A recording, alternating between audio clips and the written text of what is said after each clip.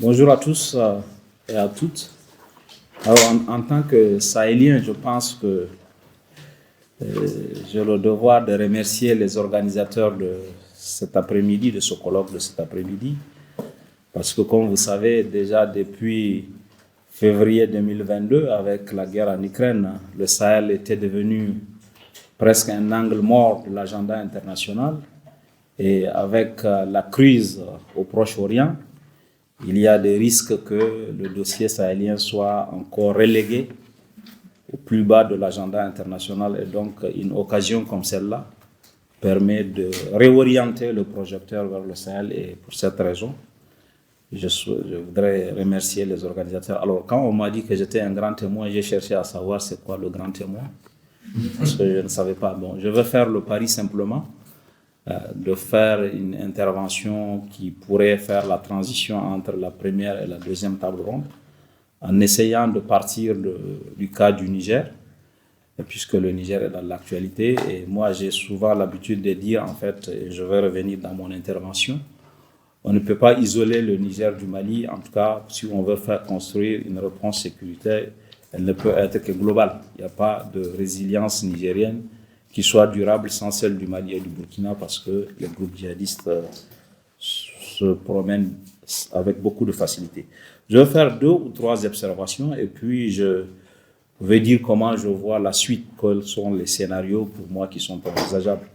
Le premier élément, c'est que avant le coup d'État du 26 juillet 2023 à Niamey, le Niger était devenu presque un terrain d'expérimentation de la débarcanisation, si on peut dire, puisque c'est là que la France, en tirant les enseignements de ce qui s'est passé au Mali, qui, de mon point de vue, est un échec, puisque moi-même, j'ai écrit un livre, Mali, c'est notre Afghanistan à nous. Je pense que c'est un échec, en tout cas, pour beaucoup de raisons, y compris lorsque vous parlez avec les militaires, ils vous disent on a éliminé 300 djihadistes, mais entre-temps, les djihadistes ont recruté 5 000, 6 000, parce que le terreau favorable au recrutement est resté le même. Donc, le Niger était devenu le terrain d'expérimentation de cette débalkanisation, de ce qu'on a appelé le partenariat de combat. En réalité, dans cette notion de partenariat de combat, c'est que les unités nigériennes et françaises combattent côte à côte. On crée des brigades mixtes franco-nigériennes et les militaires français, à la différence de ce qu'ils ont fait au Mali, n'ont pas construit d'emprise. Ils sont venus s'installer dans les casernes nigériennes à Ouala, à Ayoru et à la base 101 de Niamey, où il y a, au-delà de Français et des Nigériens, c'était des casernes mixtes. Du coup, aujourd'hui, avec le départ des militaires français, il n'y aura pas de problème de réoccupation des emprises, puisque c'était déjà des emprises franco-nigériennes. Donc, le Niger était devenu ce terrain d'expérimentation, de combat, et certains aspects qui ont été abordés dans la première table ronde. La question de l'utilisation de drones. Et on a commencé à armer des drones à Niamey, puisque Niamey, avant même qu'elle ait le statut aujourd'hui, était la composante aérienne de l'opération Barkhane. Donc, c'était là que les mirages étaient prépositionnés et les drones. Et à partir d'un certain moment, sans qu'on cherche vraiment de façon juridique pour comment ça s'est passé, on a commencé à armer des drones à Niamey et il y a eu un vif débat au Niger sur la question des représailles. Si jamais on éliminait à partir de Niamey des chefs djihadistes, est-ce qu'il n'y a pas un risque que les groupes djihadistes conduisent des opérations de représailles contre le territoire nigérien? Donc cette expérimentation finalement n'a pas été à son terme, puisque il y a eu le coup d'État et on n'est pas aujourd'hui capable d'évaluer de façon exacte quelle a été l'utilité du partenariat de combat tel qu'on l'a conduit au Niger. Est-ce qu'il a été plus efficace que ce que la France a fait au Mali, puisque au Mali et au Burkina, la France conduisait ses opérations à côté de Burkinabé qui conduisait des opérations. Et j'ai le souvenir que Chérif Si, le ministre des Affaires étrangères, le ministre de la Défense du Burkina, avait écrit une lettre pour exiger que les militaires burkinabés aient au moins connaissance des mouvements des aéronefs français, puisque la France faisait ses opérations sans que même les militaires le sachent. Et d'ailleurs, quelqu'un de l'aviation civile à Niamey me disait qu'au tout début, les avions français partaient, décollaient et revenaient sans qu'ils informent la tour de contrôle. Et il y avait des risques de carambolage, il y avait des risques de crash. Et c'est parce qu'il y a eu des interventions seulement que la SEGNA notamment, que les Français ont commencé à donner des plans de vol pour qu'il y ait une coordination. Globalement, on peut dire que l'expérimentation du partenariat de combat n'a pas été à son terme et aujourd'hui, il est très difficile. En tous les cas, à mon avis, même si elle était allée jusqu'au bout, on se serait retrouvé avec le piège qui participe à l'explication de l'échec de ce qui s'est passé au Sahel, c'est qu'on a trop privilégié la dimension militaire et sécuritaire. Les pays de la région, la France, sans doute les conseillants, ont considéré que la question sécuritaire au Sahel était une question purement militaire et sécuritaire qu'on pourrait résoudre que par la force. Sur ce chapitre, vous vous souvenez que lorsqu'il y a eu à Pau en janvier 2020 la réunion entre Macron et ses homologues G5 Sahel, comme le rapport de force n'était pas favorable aux armées locales sur le terrain, on a dit non, la solution c'est augmenter le nombre de soldats. Donc la France va envoyer 600 soldats, de préférence des légionnaires, qui sont aguerris pour toutes les opérations qu'on a envoyées.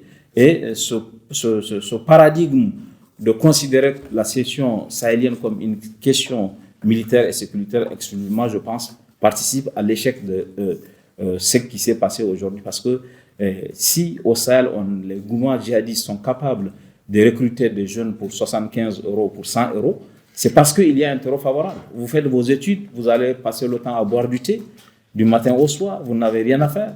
Et les groupes djihadistes viennent vous proposer, on l'a vu dans le cadre de Difa, d'où je viens, dans le cadre de Boko Haram, les jeunes qui se sont embrigadés pour défendre l'islam ne priaient même pas. Et quand ils sont revenus à Maïdougouri, à Difa, on les a interrogés. Ils ont dit non, nous, la religion, ce n'est pas notre affaire. C'est le business, c'est ce que ça peut nous rapporter puisqu'on n'a rien à faire. Donc, et à mon avis, il faudra intégrer dans la réponse holistique que l'on pourrait mettre par la suite la question du développement, le chômage des jeunes, la justice sociale, etc., pour construire une réponse globale. La deuxième observation, c'est, je crois qu'il y a eu ici à Paris cette idée qui était qu'on pouvait construire la résilience du Niger sans que le Niger travaille avec le Mali et le Burkina. Vous savez, lorsque les relations se sont dégradées entre la France et le Mali, la France et le Burkina, et la France a mis le paquet sur sa coopération avec le Niger. Et le régime qui a été renversé à Niamey a été encouragé à ne pas parler aux Maliens et aux Burkinabés. Et on s'est retrouvé vraiment dans ce piège-là, puisque, comme vous savez, beaucoup de gens, ça reste à être documenté, mais en février 2022, en février 2023 plutôt, il y a eu une des plus grandes attaques, en tout cas que le Niger a connues depuis Inates et Chinagoder. Il y a eu une attaque dans la région des trois frontières, notamment sur la frontière nigéro-malienne. Et le chef d'état-major de l'époque, Salifou Modi, s'était rendu en mars 2023 à Niamey, à Bamako plutôt, pour parler avec le militaire malien. Et avait dit qu'il faut qu'on coopère. Et il avait, c'est très anecdotique, mais ça explique comment les choses se sont enchaînées. Lui était parti avec le mandat de Bazoum de rencontrer que le chef d'état-major. Quand il a rencontré le chef d'état-major a dit « Ah, puisque mon patron c'est Sadio Camara, on va aller voir Sadio. » Ils sont allés voir Sadio. Et Sadio dit « Puisque mon patron c'est Goïta, on va aller voir Goïta. » Donc, Salifou Modi s'est retrouvé dans une rencontre avec Goïta, qui n'avait pas été préparé à Niamey, et à sortir de cette entrevue, a fait une déclaration disant que nous, on va travailler avec les Maliens, l'armée nigérienne, et ça a suscité la panique à Paris, puisque quelques semaines après, le général Bourka a fait un déplacement qui n'était pas prévu à Niamey, justement pour rattraper cette proximité qui allait se construire avec les Maliens. Et donc, cette idée de construire une résilience du Niger en mettant le paquet. L'Union européenne voulait monter une opération EITM Niger. Il y avait déjà Garci qui était fait. Et la construction de cette résilience du Niger durable sans le Mali et le Burkina a été une erreur à mon avis, et ça a créé les conditions de la fragilité du Niger. Et on a pu le voir justement là où, à mon avis, on en a parlé dans la première table ronde. Vous savez, il y a eu en novembre 2021 une confrontation entre un convoi de l'armée française et des jeunes Nigériens à Terra. L'armée française qui voulait ravitailler ces zones est passée par le Burkina, ensuite le Niger pour revenir au Mali, et parce qu'ils ont dit que c'était l'itinéraire le plus efficace. Et à Kaya, au Burkina, ils ont déjà connu des problèmes pendant 5 jours. Ils sont venus au Niger, à Terra, dans le nord-ouest du Niger, sur la zone de 3 frontières. Il y a eu une confrontation. Et au cours de cette confrontation, 3 jeunes Nigériens étaient décédés. Et les balles n'étaient pas des balles des gendarmes nigériens. Mais et la France, le président Bazoum, qui était un allié de la France, a dit on va faire une enquête pour savoir ce qui s'est passé. Et 2 jours, le lendemain, Mme Parly a dit qu'il n'y aura pas d'enquête. Non seulement c'était maladroit, mais ça a mis en porte-à-faux Bazoum avec son opinion publique. Et on s'est retrouvé justement dans cette dimension juridique où la France a dit qu'il n'y aurait pas d'enquête et on n'a pas enquêté. Je pense que ça n'a pas rendu service au Niger, ça n'a pas rendu service à la France non plus, puisqu'on n'a pas enquêté. Alors qu'il était facile, sans doute, moi je ne suis pas enquêteur, mais je pense qu'il était facile d'enquêter pour savoir qui a fait les armes, ça vient d'où. Mais sans qu'il y ait eu l'enquête, les premiers éléments balistiques ont indiqué que les armes n'étaient pas, les munitions n'étaient pas celles qui étaient dont étaient dotés les gendarmes nigériens et que ça ne pouvait venir que des forces françaises. Mais la France a mis le holà, on n'a pas fait d'enquête. Finalement, les familles ont été dédommagées et cette façon je pense, de faire avec l'allié nigérien a beaucoup fragilisé les choses au point où, lorsque Bazoum est tombé, il y a beaucoup de gens qui ont applaudi sa chute. Non pas qu'ils étaient favorables au coup d'État, mais parce qu'ils trouvaient le Niger beaucoup trop loyal, ou je ne sais pas, même qu'on est passé de l'alliance à la vassalité, que le régime nigérien n'avait pas d'autorité et que les postures qui étaient souvent prises à Paris, ces injonctions, ont alimenté le ressentiment et ont expliqué ce qui s'est passé. Donc voilà le deuxième point.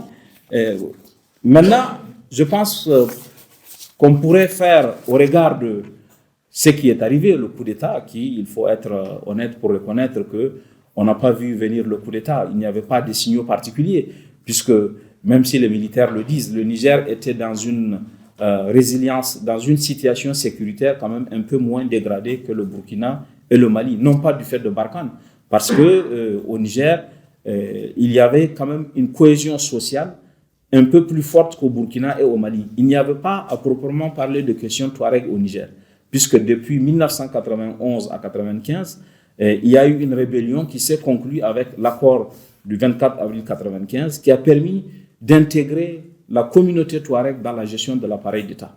Le Premier ministre Brigitte Raffini est resté Premier ministre pendant 10 ans. C'est le seul Nigérien qui est resté à ce poste pendant 10 ans. Il a battu le record de longévité. Et je ne pense pas que quelqu'un pourrait le battre du sitôt, sauf si moi-même je suis désigné Premier ministre.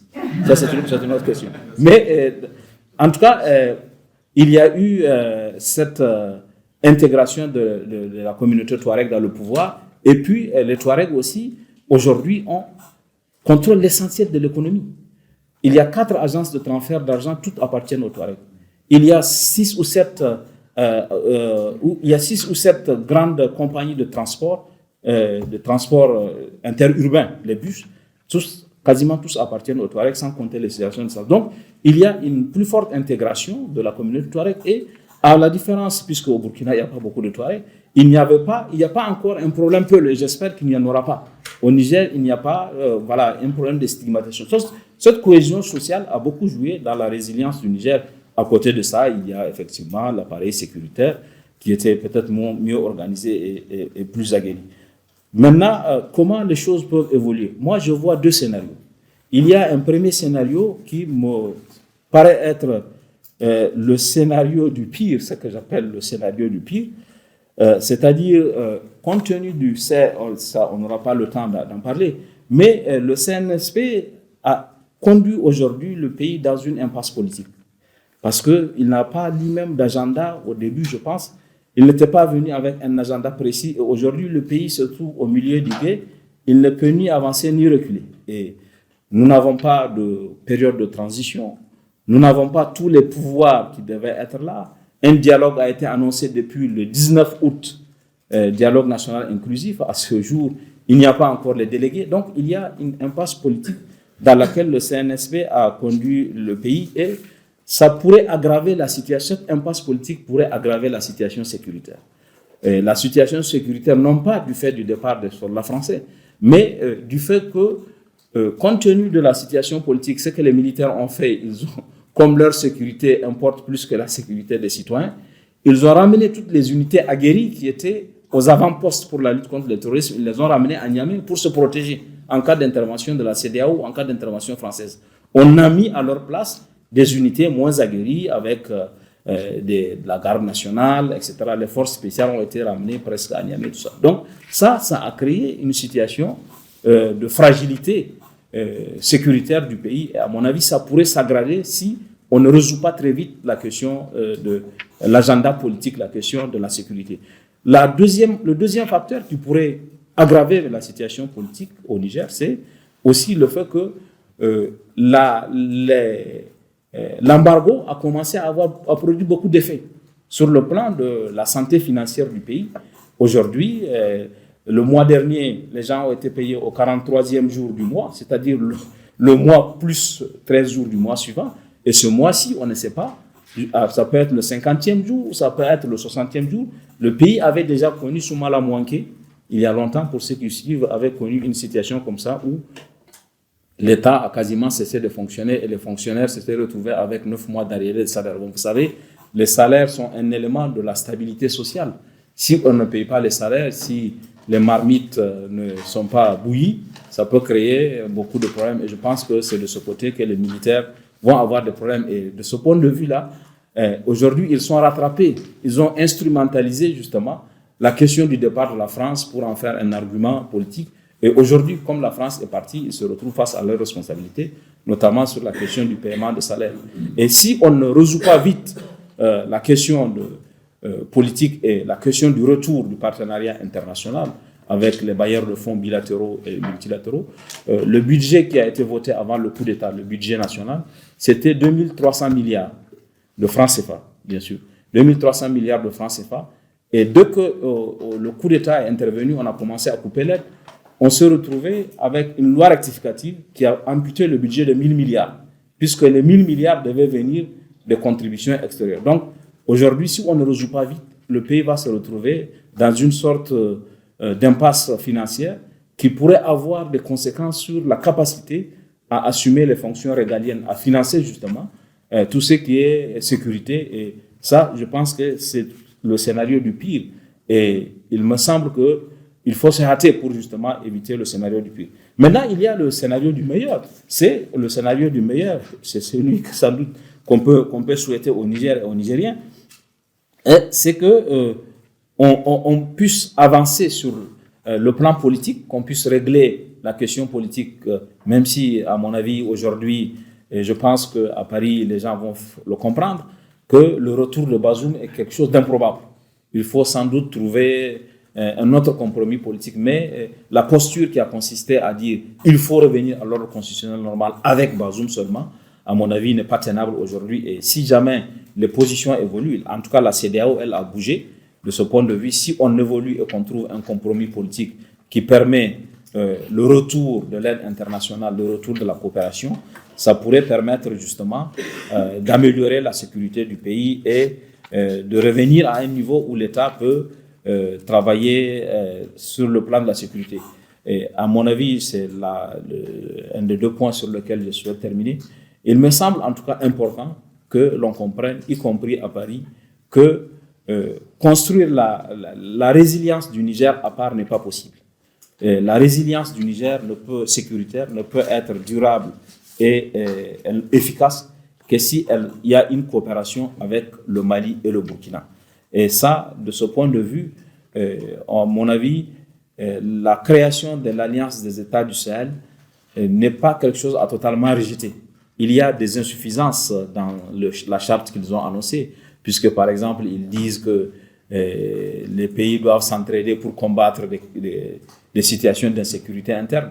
Le Niger, à mon avis, n'a pas vocation à aller combattre les Touaregs au Mali, ni même les Maliens venir s'émixer dans des affaires internes. Donc, mais la perspective qu'offre l'Alliance des États du Sahel est une bonne perspective parce que, à mon avis, les pays du Sahel, en tout cas particulièrement les pays de la zone des trois frontières, ne s'en sortiront que si il y a une mutualisation de leurs moyens, s'ils se mettent ensemble, s'ils travaillent ensemble, même si on a vu dans le cadre du G5 Sahel, les résultats sont restés mitigés. Mais quand les pays travaillent ensemble, et je parle sous le contrôle de Marc-Antoine Toros, de Monclo, qui a beaucoup travaillé sur Boko Haram comme moi-même, vous avez, quand la force conjointe du G5 Sahel n'a pas marché, mais la force mixte multinationale a marché, avec les insuffisances qu'elle peut avoir. Et elle a été capable de conduire des opérations.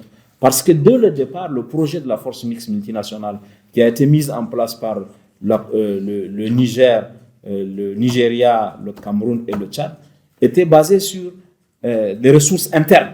Ils avaient eux-mêmes, le Nigeria a mis de l'argent du pétrole. Pour une fois, l'argent a été utile, l'argent du Nigeria, qui est détourné pour acheter des maisons à Londres, ailleurs, a servi justement à cela. Et comme les pays ont compté sur leurs propres ressources, ça a donné des résultats, alors que dans le cas de Barkhane, on a compté sur la charité internationale et elle n'est pas venue. Donc, il faut que la perspective de travail ensemble me semble être importante. Au Niger, l'après-Barkhane est déjà sur l'agenda. Maintenant, moi, je ne pense pas que, contrairement à ce que l'on dit, il n'y aura pas d'effondrement, en tout cas pour ce qui concerne le Niger, de l'appareil sécuritaire après le départ de Barkhane. S'il n'y avait pas la crise politique actuelle, le pays aurait sans doute beaucoup résisté. Compte tenu du temps, je ne veux pas aborder la question de la posture américaine. Vous savez, les Américains au Niger ont choisi une posture différente de la France. Eux, ils sont restés. Eux, ils continuent à garder leurs forces sur le territoire du Niger. Ça aussi, c'est un sujet. Est-ce que la Russie pourrait venir ou pas? Est-ce qu'elle est en embuscade? Ça aussi, c'est un autre sujet. Je pense que à l'occasion des échanges, on pourrait revenir là-dessus si vous le souhaitez. Merci beaucoup. Voilà quelques mots que je voulais verser à notre débat d'aujourd'hui et je renouvelle mes remerciements à ceux qui l'ont organisé.